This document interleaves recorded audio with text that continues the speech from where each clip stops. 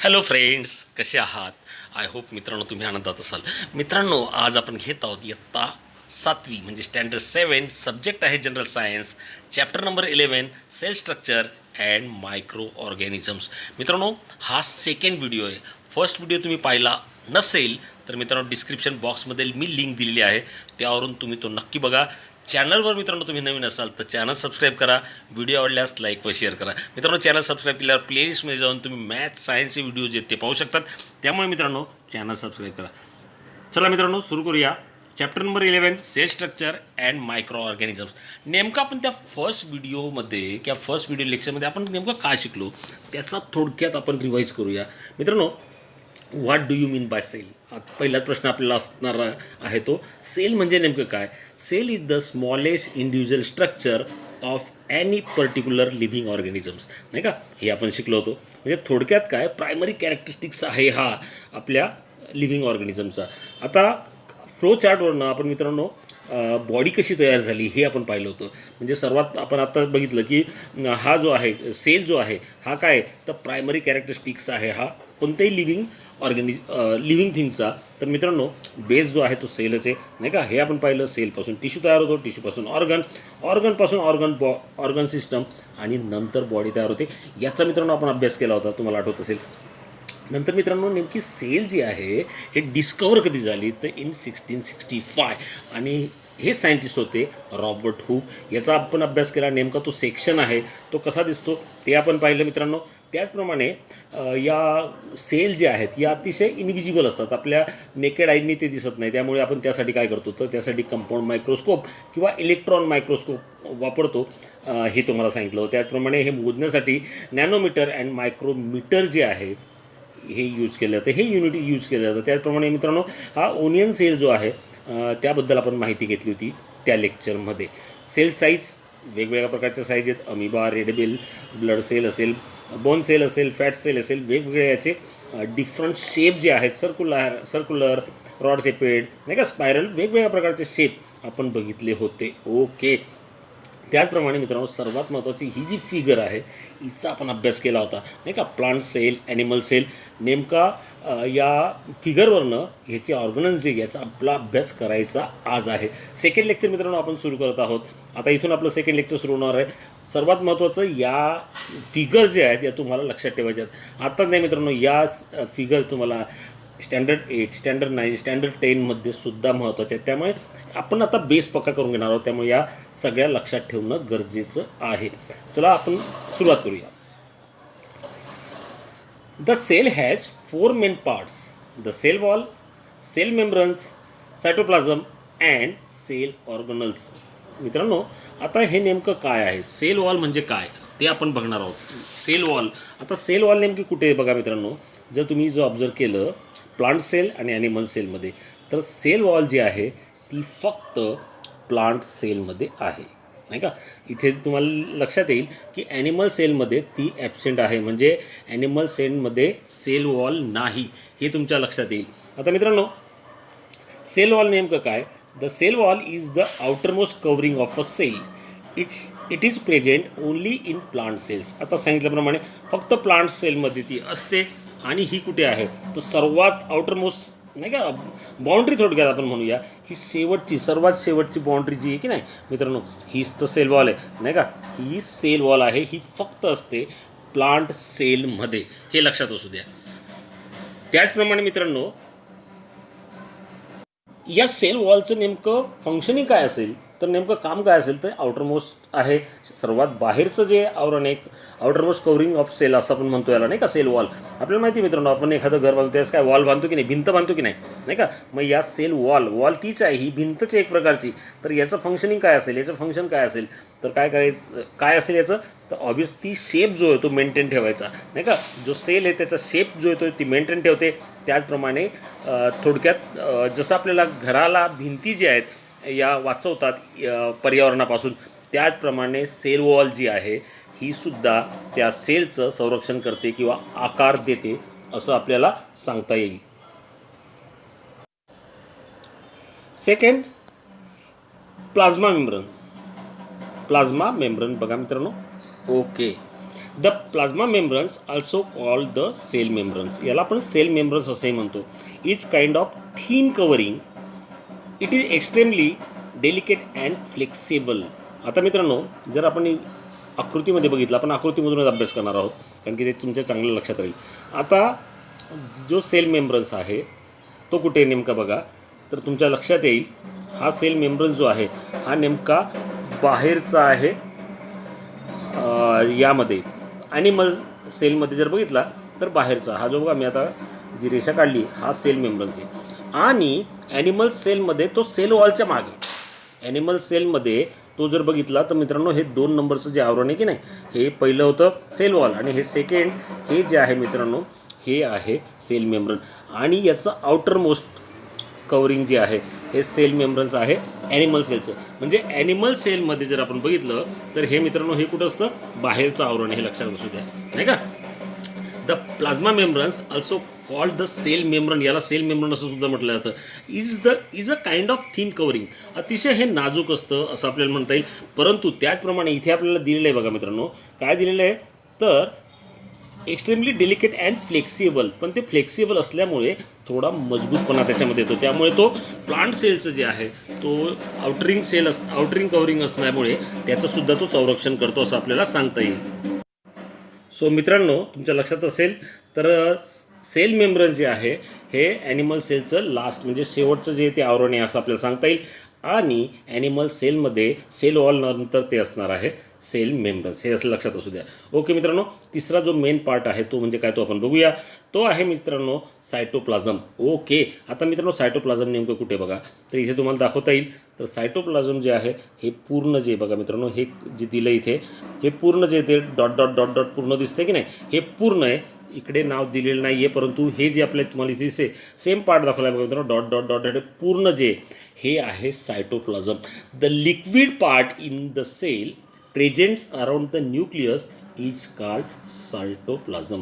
आता मित्रांनो, न्यूक्लियसच्या आजूबाजूला हा न्यूक्लियस आहे, याच्या आजूबाजूला न्यूक्लियसपासून तर पूर्णच इकडे जर बघितलं तर सेल वॉलपर्यंत, इकडे जर बघितलं सेल मेम्ब्रेन्सपर्यंत, हा पूर्ण जो लिक्विड पार्ट आहे मित्रांनो हा म्हणजे सायटोप्लाझम आपल्याला सांगता येईल. It occupies the space between the plasma membranes and nucleus.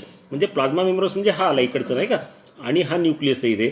तर याच्यामधला जो पूर्ण भाग आहे हा सगळा भरलेला भाग म्हणजे मित्रांनो सायटोप्लाझम, हे लक्षात असू द्या. सायटोप्लाझम मात्र दोन्ही ठिकाणी प्रेझेंट आहे, ॲनिमल सेलमध्ये सुद्धा आहे आणि प्लांट सेलमध्ये सुद्धा आहे. Cell organelles are scattered in the cytoplasm. आता मित्रांनो सेल ऑर्गॅनिझम जे आपल्याला इथे दिसत आहेत बघूया सेल ऑर्गॅनिझम कोणकोणते. इथे गॉल्गी बॉडी आहे, त्याचप्रमाणे लायझोझोम्स आहेत नाही का, एंडोप्लाझ्मिक रेटिक्युलम आहे, वॉक्युल्स आहेत, त्याचप्रमाणे मित्रांनो क्लोरोप्लास्ट आहे.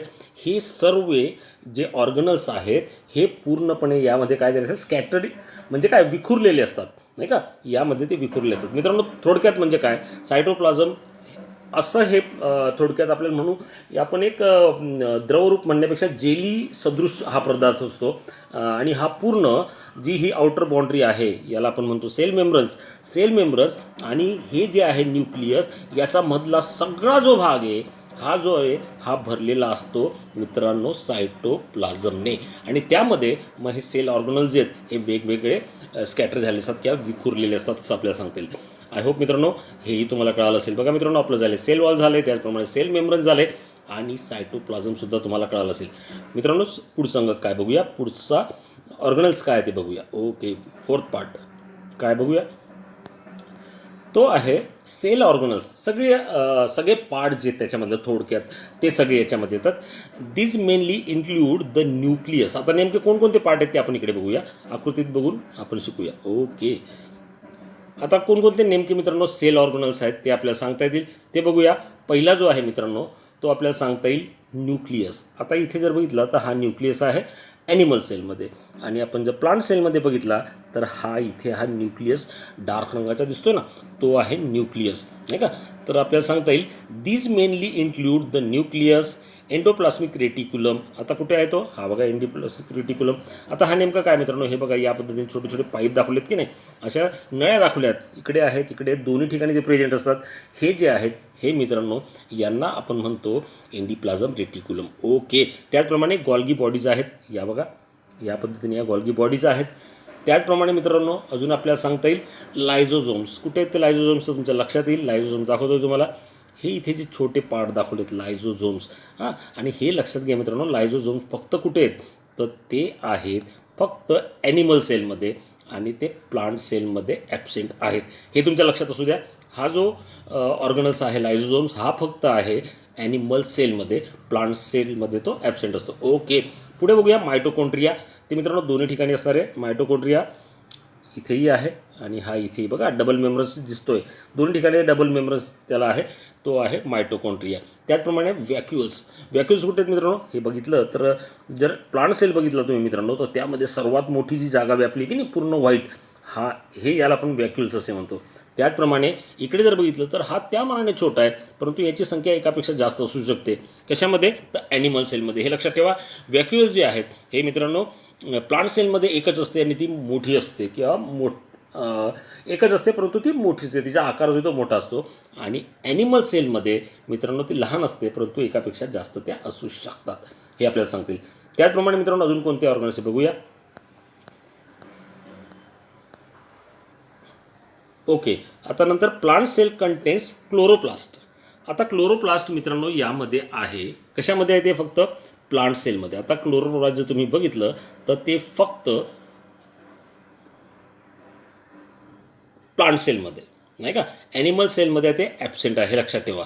क्लोरोप्लास्ट जे आहे ते फक्त मित्रांनो हे लक्षात असू द्या, हे फक्त असणार आहे प्लांट सेलमध्ये. कारण की आपल्याला माहिती आहे क्लोरोप्लास्ट काय करतं, क्लोरोप्लास्ट जे आहे हे काय करतं फोटोसिंथेसिस, ही जी केमिकल रिॲक्शन आहे ही याच्याचमध्ये घडून येते मित्रांनो. त्यामुळे हे फक्त असणार आहे प्लांट सेलमध्ये, हे ॲनिमल सेलमध्ये हे नसणार आहे, हे लक्षात असू द्या. क्लोरोप्लास्ट फक्त it is present only on plant cell, absent in animal cell, हे लक्षात असू द्या.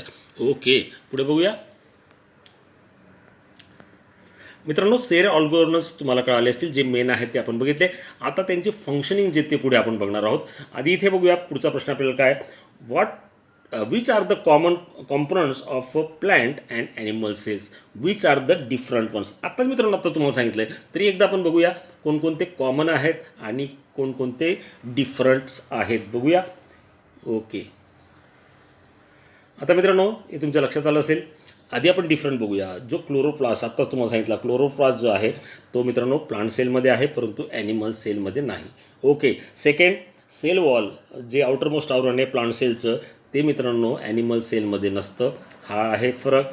आणि इकडे जर बघितलं आपण ॲनिमल सेलमध्ये लायझोझोम्स आहे नाही का, तो मात्र इकडे दिसत नाही. त्यामुळे lysosomes it present only animal cell आणि प्लांट सेलमध्ये तो ॲबसेंट असतो, हे लक्षात असू द्या. आता इथे सायटोप्लाझम जो मित्रांनो हा जो फक्त इथे दिलेला आहे, कुठे दिला आहे तो प्लांट सेलमध्ये, पण हे लक्षात असू द्या हा इथे सुद्धा आहे. म्हणजे हा जो पदार्थ आहे आत्ताच आपण शिकलो सायटोप्लाझम, हा जो पूर्ण भाग आहे का हा दोन्हीमध्ये असतो, हे लक्षात असू द्या. आता कॉमन बघूया आपण. मायटोकॉन्ड्रिया दोघांमध्ये, व्हॅक्युल्स आहेत, एंडोप्लास्मिक रेटिक्युलम ते सुद्धा आहे, न्यूक्लियस आहे, गॉल्गी बॉडी आहेत, सेल मेम्ब्रेन्स आहे, हे तुमच्या लक्षात आलं. आणि शेवटी रायबोझोम सुद्धा आहेत. हे आहेत त्यांचे कॉमन पार्ट, कॉमन ऑर्गनल्स म्हणूया. आणि डिफरंट जे होते ते मी तुम्हाला सांगितले. सेल वॉल, क्लोरोप्लास्ट हे जे आहेत हे असणार आहेत प्लांट सेलमध्ये आणि लायझोझोम्स असणार आहे ॲनिमल सेलमध्ये. आय होप मित्रांनो हेही तुम्हाला कळालं असेल. पुढे बोलूया.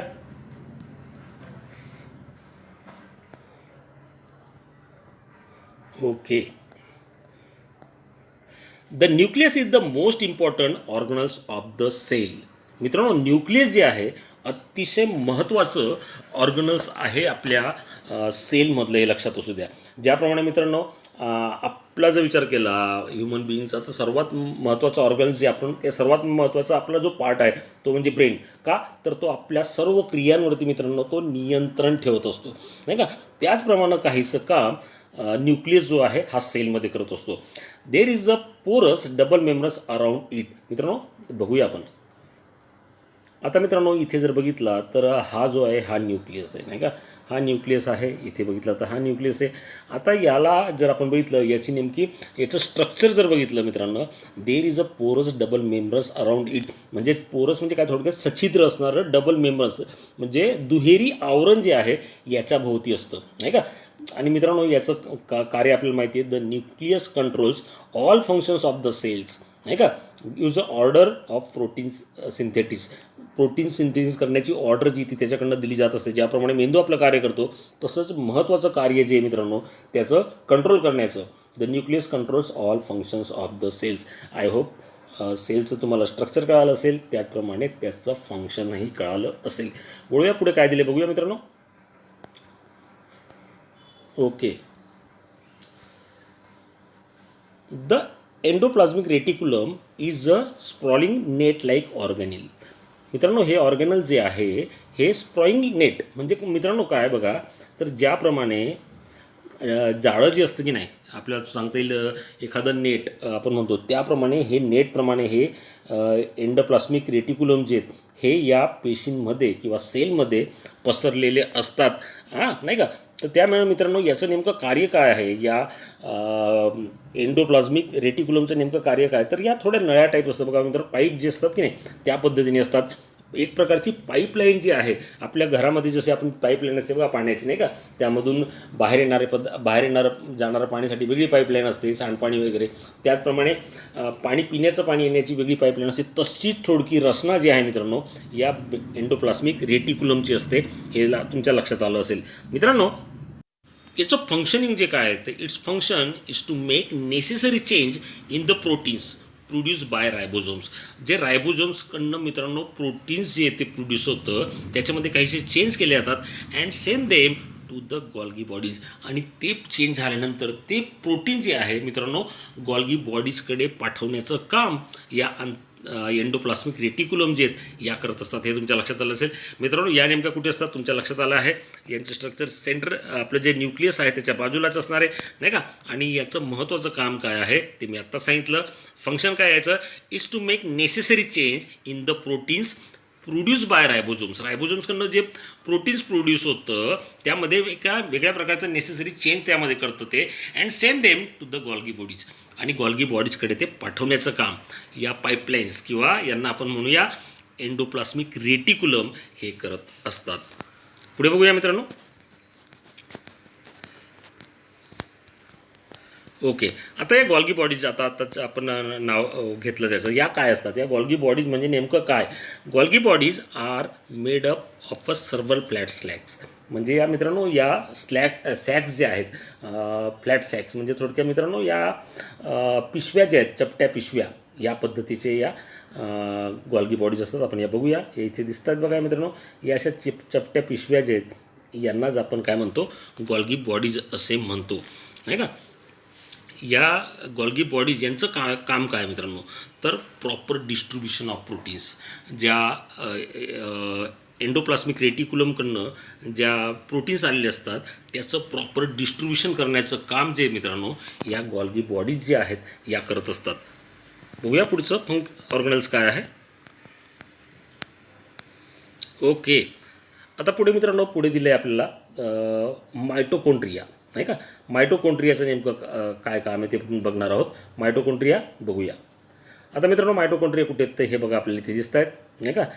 इथे हॅव ऑल्सो डबल मेम्ब्रेन्स. यांनासुद्धा दुहेरी आवरण जे आहे मित्रांनो ते आपल्याला दिसतं आहे. दोन आवरणं दिसत आहेत आपल्याला नाही का. डबल मेम्ब्रेन्स आहे असं आपल्याला सांगता येईल. Spinal shape with double membranes नाही का. Mitochondria called the power house of the cell. मित्रांनो याला पॉवर हाऊससुद्धा म्हटलं जातं माहिती आहे का. तर आपल्याला ज्याप्रमाणे एनर्जी लागते प्रत्येक ठिकाणी त्याचप्रमाणे या सेलसाठी सुद्धा एनर्जी लागत असते. मग हे एनर्जी प्रोड्यूस कुठे होते तर ती मायटोकॉन्ड्रियामध्ये होते. म्हणूनच मित्रांनो याला म्हणतात mitochondria called the power house of the cell because mitochondria produce the energy. ही एनर्जी डेव्हलप करते एनर्जी प्रोड्यूस करते म्हणूनच हिला मायटोकॉन्ड्रिया असे म्हणतात. आता मित्रांनो मायटोकॉन्ड्रिया जर तुम्ही इथे बघितलं तर हे नेमकं कुठे बघा तर मायटोकॉन्ड्रिया इथे आहे त्याचप्रमाणे इथे आहेत. या बऱ्याच आहेत या मोठ्या प्रमाणात मित्रांनो ॲनिमल सेलमध्ये असतात आणि प्लांट सेलमध्ये बघितलं तर त्या मानाने यांची संख्या जिथे कमी संख्या असते मात्र ॲनिमल सेलमध्येही जास्त असेल. का असेल मित्रांनो असं तर निश्चितच मित्रांनो बघा ॲनिमल्स आहेत आपणसुद्धा ॲनिमलमध्येच मोडतो नाही का मानव. मग आपल्याला एनर्जीची जास्त गरज असते. कारण की ॲनिमल जे आहेत मित्रांनो, एका ठिकाणून दुसऱ्या ठिकाणी प्लांटही ग्रो होतातच, परंतु ते जागेवर असतात, त्यामुळे त्यांना एनर्जी जी आहे ती कमी लागते. मात्र ॲनिमल जे आहेत एका ठिकाणून दुसऱ्या ठिकाणी, दुसऱ्या ठिकाणून तिसऱ्या ठिकाणी जात असतात, त्यामुळे त्यांना एनर्जीची जी आहे ती जास्त गरज असते.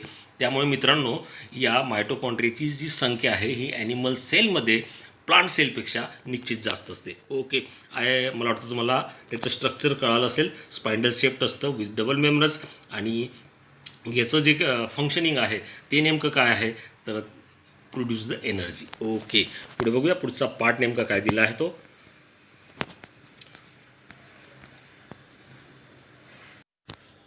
पुढे आहे क्लोरोप्लास्ट. आता मित्रांनो, हा फक्त प्लांट सेलमध्ये असतो, आपण बघितलं. द क्लोरोप्लास्ट कुठे आहे तो बघूया आपण. आता हा फक्त जो आहे मित्रांनो, हा असणार आहे फक्त प्लांट सेलमध्ये, नाही का. हा सुद्धा spindle shape with double membranes, हा सुद्धा तसाच आहे, दुहेरी आवरण आहे याला. फंक्शनिंग काय आहे मित्रांनो याचं, the chloroplast in the plant cell carry out the functioning of photosynthesis. Photosynthesis करण्याचं काम करतो. फोटोसिंथेसिस नेमकं काय असतं मित्रांनो, तुम्ही शिकलात, कमीत कमी ऐकलं तरी असेल मित्रांनो. फोटोसिंथेसिसमध्ये काय करतो, हा जो क्लोरोप्लास्ट आहे, हा जी सोलर एनर्जी आहे, सूर्यप्रकाश आहे, त्याचप्रमाणे CO2 कार्बन डायऑक्साईड वातावरणाचा तो घेतो आणि त्यापासून कार्बोहायड्रेट्स आणि ऑक्सिजन जो तो रिड्यूस सोडत असतो, हे आपल्याला माहिती आहे. मग ही महत्त्वाची क्रिया जी आहे मित्रांनो, फंक्शन ऑफ फोटोसिंथेसिस, ही जी आहे ही क्लोरोप्लास्टमध्ये घडते. त्यामुळे म्हणजे थोडक्यात स्वतःचं अन्न जे ते तयार करतात, नाही का, त्यासाठी फोटोसिंथेसिस आपल्याला माहिती आहे. तर क्लोरोप्लास्ट जो आहे फक्त आहे प्लांट सेलमध्ये, आणि तो ॲनिमल सेलमध्ये नाही. याचं स्ट्रक्चर तुम्ही बघताय, डबल मेम्ब्रेन्स आहे, स्पाइंडल आहेत, त्याचप्रमाणे याचं फंक्शनिंग काय आहे, तर फोटोसिंथेसिस. आय होप तुम्हाला हे ऑर्गनलची माहितीसुद्धा कळाली असेल. पुढे बघूया. Last but not least, vacuoles in animal cells are small, whereas there is only one large vacuole in a plant cell. मी तुम्हाला आधी सांगितल्याप्रमाणे मित्रांनो, वॅक्युल जे आहेत ते जर तुम्ही लक्षात घेतलं तर त्या नेमक्या कुठे आहेत बघा. तर प्लांट सेलमध्ये बघितलं तर सर्वात मोठी जी रिक्त जागा दिसते की नाही मित्रांनो, हे म्हणजेच काय, तर वॅक्युल्स आहेत, नाही का. एम्प्टी स्पेस लाईक बबल, बुडबुडे जे असतात मित्रांनो, एखादा बुडबुडा असतो त्याच्यामध्ये पूर्ण एम्प्टी स्पेस असतं, नाही का. तो मोठा बुडबुडा दिसतो आपल्याला, परंतु मध्ये जे आहे मित्रांनो पूर्णपणे ते खाली असतं. तेच आपल्याला म्हणता येईल एम्प्टी स्पेस लाईक बबल, असं आपल्याला याचं सांगता येईल. आता मित्रांनो, याचं कार्य काय आहे ते आपल्याला सांगता येईल. तर जे थोडक्यात आपल्याला म्हणता येईल, जे टाकाऊ पदार्थ असतात की नाही, वेस्ट मटेरियल, नाही का, ते बाहेर टाकण्याचं काम जे मित्रांनो हे करत असतं. Only one big vacuole in a plant cell, many small one in animal cell. आता मित्रांनो, हे सांगितल्याप्रमाणे इकडे एक मोठं एक आहे आणि हे छोटे छोटे इकडे एकच दाखवलं, परंतु असे छोटे छोटे वॅक्युल जे आहेत हे ॲनिमल सेलमध्ये असतात. यांचं जे कार्य आहे मित्रांनो, जे फंक्शनिंग आहे ते इथे सांगितल्याप्रमाणे काय करतं ते, तर आपल्याला सांगता येईल, जे वेस्ट मटेरियल आहे ते साठवण्याचं किंवा बाहेर टाकण्याचं काम जे मित्रांनो हे करत असतं. आय होप मित्रांनो तुम्हाला हा टॉपिकही कळाला असेल. आता पुढे बघूया नेमकं आपल्याला दिलेलं काय आहे. Use your brain power. Brain power use करायची मित्रांनो. काय प्रश्न आहे तर तुम्हाला विचारतो मी. How do the cells acquire definite shape. आता मित्रांनो, हा शेप जो याचा तर तो का असतो या पद्धतीने, तर cell accumulate definite shape due to their cell wall and plasma membranes. Cell wall तर फक्त आपण बघितला, सेल वॉल नेमका कुठे, तर सेल वॉल जो आहे मित्रांनो, आपण आकृतीकडे बघूया पुन्हा. सेल वॉल जो आहे फक्त प्लांट सेलमध्ये, नाही का. मग त्यामुळे आपल्याला सेल वॉल प्लांट सेलमध्ये आहे. त्याचप्रमाणे ॲनिमल सेलमध्ये काय, तर ॲनिमल्स सेलमध्ये सेल मेम्ब्रेन्स किंवा ज्याला आपण प्लाझ्मा मेम्ब्रेन्स म्हणतो, नाही का. मग सेल वॉल आणि प्लाझ्मा मेम्ब्रेन्समुळे त्याचा शेप जो आहे तो राहतो, असं आपल्याला सांगता येईल. आकार जो आहे त्याचा तो राहतो, असं आपल्याला सांगता येईल, due to cell membranes and cell wall. हे त्याचा आन्सर असेल. ओके, सेकंड क्वेश्चन काय बघा. How are cell protected. Obviously cell wall आणि प्लाझ्मा मेम्ब्रेन्समुळे त्याचं काय होतं, प्रोटेक्ट होतं किंवा तो संरक्षण होतं, असं आपल्याला सांगता येईल. Okay, what are the needs of cells. मित्रांनो, याच्या नीड्स कोणत्या आहेत, तर obviously the cell needs oxygen, water or other nutritions, नाही का. पोषण तत्व असतील, ऑक्सिजन असेल, पाणी असेल, हे याच्या नीड्स आहेत, ते लक्षात असू द्या. ओके, पुढे बघूया. Micro organisms. पुढचा टॉपिक आहे मित्रांनो micro organisms. What is mean by micro organisms. आता आपल्याला मित्रांनो मायक्रो ऑर्गॅनिझम म्हणजे काय आपल्याला माहिती आहे, नाही का.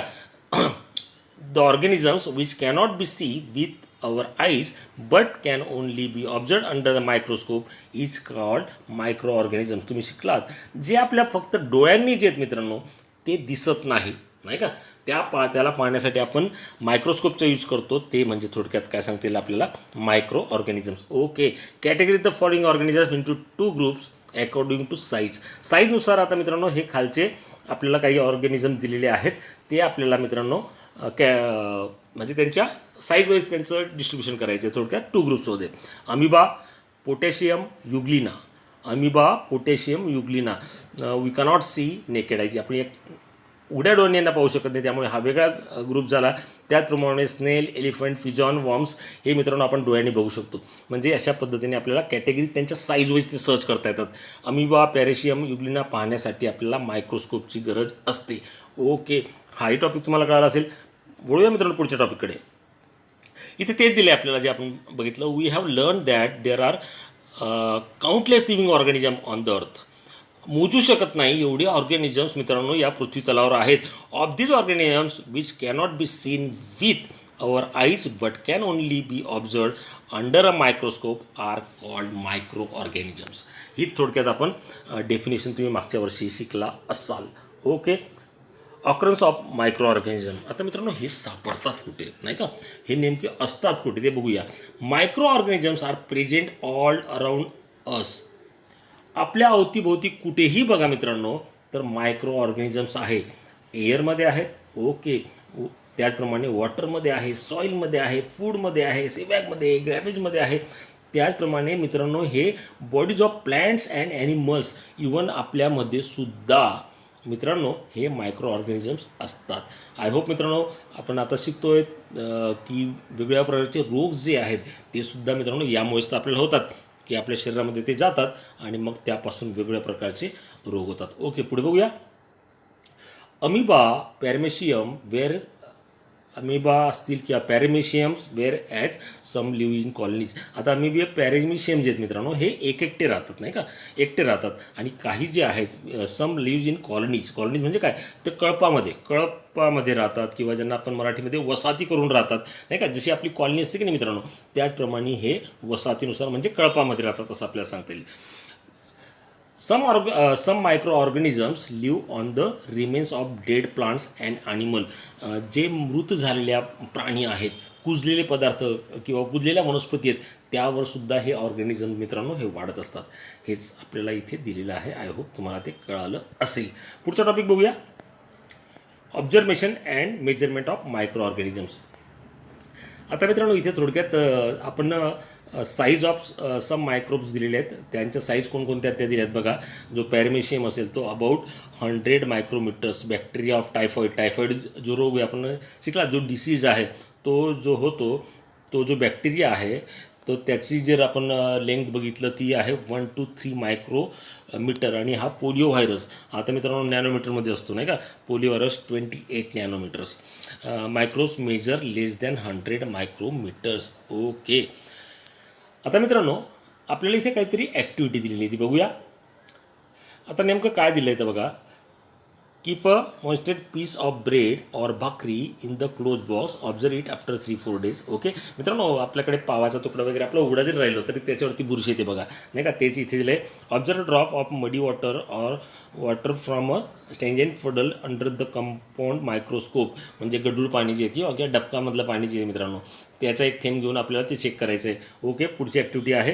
टेक अ ड्रॉप ऑफ यंगहट or butter milk on the glass slide and observe. म्हणजे दही किंवा ताक असतं मित्रांनो, त्याच्यामधला एक थेंब घ्यायचा आहे आणि तो मायक्रोस्कोपमध्ये ऑब्झर्व करायचा आहे. नक्कीच लॉकडाऊन उघडल्यानंतर तुम्ही हे करू शकाल आहात. आणि त्याच्यावरून आपल्याला विचारलं आहे मित्रांनो, काय विचारलं आहे बघा. Can the point of needle accommodate micro organisms. आता मित्रांनो नीडल म्हणजे काय, सुई ना, तर या सुईवरच्या टोकावरती मायक्रो ऑर्गॅनिझम मावतील का, तर ऑब्व्हियसली मावतील. कारण काय, सुईचं टोक आपण बघतोय, नेकेड आईने बघतोय, आपल्या उड्या डोळ्यांनी बघतोय आणि हे तर आपल्याला दिसूही शकत नाही. म्हणजे अर्थातच त्यामध्ये लॉट ऑफ मायक्रो ऑर्गॅनिझम्स जे आहेत ते मावू शकतात. ओके, आता पुढचं बघूया. Nature of micro organisms. आता इथे मित्रांनो वेगवेगळे प्रकारचे मायक्रो ऑर्गॅनिझम दिसलेले आहेत नाही का. आणि मग यामध्ये तुम्ही त्यांच्या आकाराविषयी आपल्याला विचारलं आहे की what influence can you draw about their sizes. मग ते कसे आहेत, गोलाकार आहेत नाही का, त्यांचे शेप जे आहेत ते तुम्हाला सहजप्रमाणे मित्रांनो सांगता येईल, ते तुम्ही करू शकाल. आय होप तुम्हाला हा टॉपिक मित्रांनो कळाला असेल. पुढचा जो टॉपिक आहे मित्रांनो आपण आता पुढच्या व्हिडिओ लेक्चरमध्ये घेऊया, कारण की व्हिडिओ लेक्चर जास्ती लांबूया नको. थर्ड व्हिडिओ लेक्चरमध्ये नक्की आपण पुढचा टॉपिक कव्हर करू. तोपर्यंत मित्रांनो चॅनलवर नवीन असाल चॅनल सबस्क्राईब करा. हा व्हिडिओ आवडला असेल लाईक व सबस्क्राईब करा. तुमच्या कमेंट्स देखील कळवा. धन्यवाद. थँक्यू.